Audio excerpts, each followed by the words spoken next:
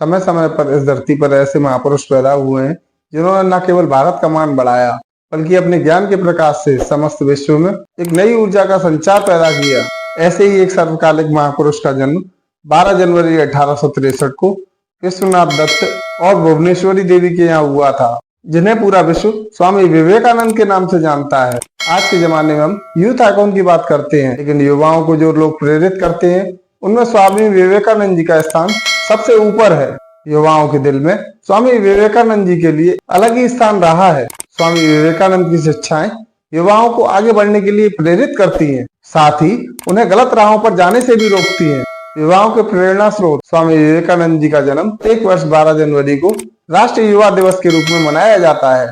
भारतीय संस्कृति को विश्व पटल पर एक अलग पहचान दिलाने वाले स्वामी विवेकानंद जी के जीवन को अगर हम देखते हैं तो स्पष्ट हो जाता है कि युवाओं में उनकी पहचान किस प्रकार एक अलग रूप से दिखाई देती है और आखिर उन्हें क्यों सर्वकालिक यूथ आइकॉन कहा जाता है। तो दोस्तों, आज की वीडियो में हम बात करेंगे स्वामी विवेकानंद जी के बारे में। वीडियो को आगे बढ़ाएं इससे पहले अगर आप सच्चे देशभक्त हैं तो हमारे चैनल राष्ट्र महिमा को सब्सक्राइब अवश्य कर लें और इस वीडियो को लाइक करके अपने दोस्तों के साथ शेयर भी करें, जिससे स्वामी विवेकानंद जी के बारे में सभी लोग आसानी से जान सकें। तो अब वीडियो शुरू करते हैं। स्वामी विवेकानंद एक राष्ट्रभक्त। स्वामी विवेकानंद जी के अंदर राष्ट्रभक्ति की भावना कूट कूट कर भरी हुई थी। उनके जीवन के किसी भी पहलू पर अगर आप नजर डालें तो केवल राष्ट्रभक्ति ही देखने को मिलती है। सच कहा जाए तो तत्कालीन युग में हमारी संस्कृति इन भावना से ग्रसित हो चुकी थी और ऐसे में उन्होंने उठो जागो और जब तक मत रुको जब तक लक्ष्य की प्राप्ति ना हो जाए ऐसा चिरस्थायी मंत्र दिया। हालांकि स्वामी विवेकानंद जी ने ही हमको सिखलाया कि देश सेवा और राष्ट्रभक्ति के लिए राजनीति ही एक जरिया नहीं है, बल्कि सक्रिय राजनीति से दूर रहकर भी देश के उत्थान की कोशिश की जा सकती है। और इसके लिए स्वामी जी ने परोपकार और अध्यात्म का मार्ग चुना। उनका अध्यात्म मात्र कुटिया में बैठकर भजन करने तक ही सीमित नहीं रहा, बल्कि राष्ट्र के उत्थान के खातिर उन्होंने पुरुषार्थ को वरीयता दी। उनके कर्म और चिंतन की प्रेरणा से हजारों ऐसे कार्यकर्ता तैयार हुए जो देश और मानव सेवा में अपना जीवन समर्पित करने के लिए आगे आए। बल्कि इस संस्कृति के मूल से वे पूरी तरह ओतप्रोत थे। जीवन भर उनकी चाहत बस यही थी कि पूरा विश्व हमारी संस्कृति, सभ्यता और धर्म से परिचित हो, और इसके लिए उन्होंने लगातार प्रयास भी किए।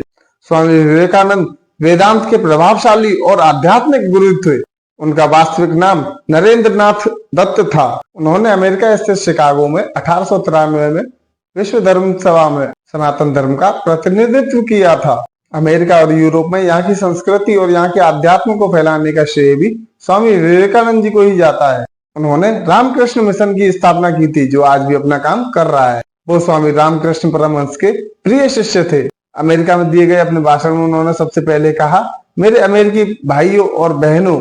उनके इन शब्दों ने वहां बैठे सभी लोगों का ध्यान अपनी ओर आकर्षित कर लिया था। बचपन में स्वामी विवेकानंद जी का नाम विदेश रखा गया था, लेकिन उनका औपचारिक नाम नरेंद्र नाथ दत्त था। पिता विश्वनाथ दत्त कलकत्ता हाईकोर्ट के प्रसिद्ध वकील थे। दुर्गाचरण दत्त यानी नरेंद्र के दादाजी संस्कृत के विख्यात वक्ता थे।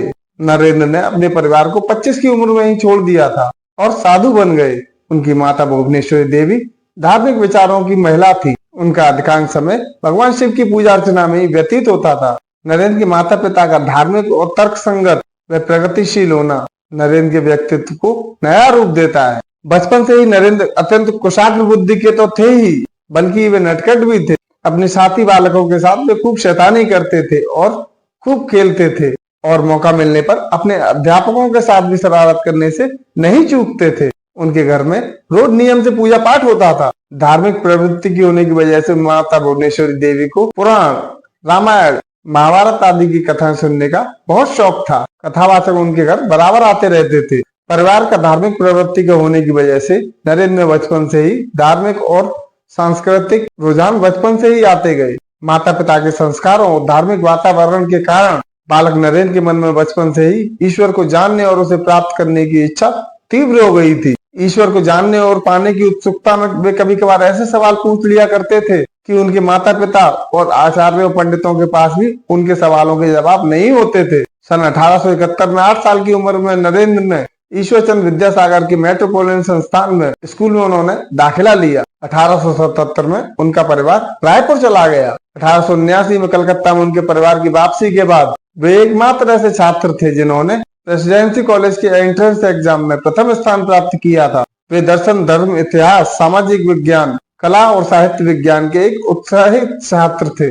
इनकी वेद, गीता, रामायण, महाभारत, पुराणों के अतिरिक्त अनेक शास्त्रों में गहन रुचि रखते थे। नरेंद्र को भारतीय सांस्कृतिक संगीत में प्रशिक्षित किया गया था और वे नियमित रूप से शारीरिक व्यायाम और खेलों में भाग लिया करते थे। 1881 में इन्होंने ललित कला की परीक्षा उत्तीर्ण की और 1884 में कला स्नातक की डिग्री पूरी कर ली। मात्र 25 वर्ष की आयु में ही स्वामी विवेकानंद ने गेरुआ वस्त्र धारण कर लिए और इसके बाद उन्होंने पैदल ही पूरे भारतवर्ष की यात्रा की। विवेकानंद ने 31 मई 1893 को अपनी यात्रा प्रारंभ की और जापान के कई शहरों जैसे नागासाकी, क्यूबे, निकोहोमा, क्यूटो और टोक्यो समेत कई शहरों का दौरा किया और चीन होते हुए अमेरिका के शिकागो तक पहुंचे और सन 1893 में शिकागो में विश्व धर्म सभा हो रही थी और स्वामी विवेकानंद उसमें भारत के प्रतिनिधित्व के रूप में पहुंचे। यूरोप और अमेरिका के लोग गुलाम भारत के लोगों को बहुत ही नीची नजरों से देखा करते थे और उन्होंने बहुत कोशिश की कि स्वामी विवेकानंद को धर्म सभा में बोलने का मौका ही ना मिले, लेकिन एक अमेरिकी प्रोफेसर के प्रयास से उनको थोड़ा सा समय मिला। उस परिसर में उनके विचार सुनकर सभी विद्वान दंग रह गए। फिर तो अमेरिका में उनका ऐसा स्वागत हुआ कि सभी लोग देखते रह गए। वहां उनके भक्तों का एक बड़ा समुदाय बन गया और वे 3 वर्ष तक अमेरिका में ही रहे और भारतीय तत्व ज्ञान की अद्भुत ज्योति प्रदान की। उनकी भाषा शैली तथा ज्ञान को देखते हुए वहां की मीडिया ने उनको साइक्लोनिक हिंदू का नाम दिया। अमेरिका में उन्होंने रामकृष्ण मिशन की अनेक शाखाएं स्थापित की। अनेक अमेरिकी विद्वान उनके शिष्य भी बन गए और वे सदा अपने आप को गरीबों का सेवक ही कहते थे। भारत के गौरव को पूरे संसार में उज्जवल करने का उन्होंने सदा प्रयत्न किया। स्वामी विवेकानंद जी का जीवन परिचय बताता है कि 39 वर्ष के संक्षिप्त जीवन काल में स्वामी विवेकानंद जो काम कर गए, पीढ़ियों तक मार्गदर्शन करते रहेंगे। गुरुदेव रविन्द्रनाथ टैगोर ने कहा था, यदि आप भारत को जानना चाहते हैं तो विवेकानंद को पढ़िए, उनसे आप सब कुछ सकारात्मक ही पाएंगे, नकारात्मक तो कुछ भी नहीं। वे केवल संत ही नहीं थे, एक महान देशभक्त, वक्ता, विचारक, लेखक और मानव प्रेमी भी थे। महात्मा गांधी को जो आजादी की लड़ाई में जो जन समर्थन मिला वो विवेकानंद जी की ही देन था और इस तरह वे भारतीय स्वतंत्रता के भी प्रेरणादायक बने।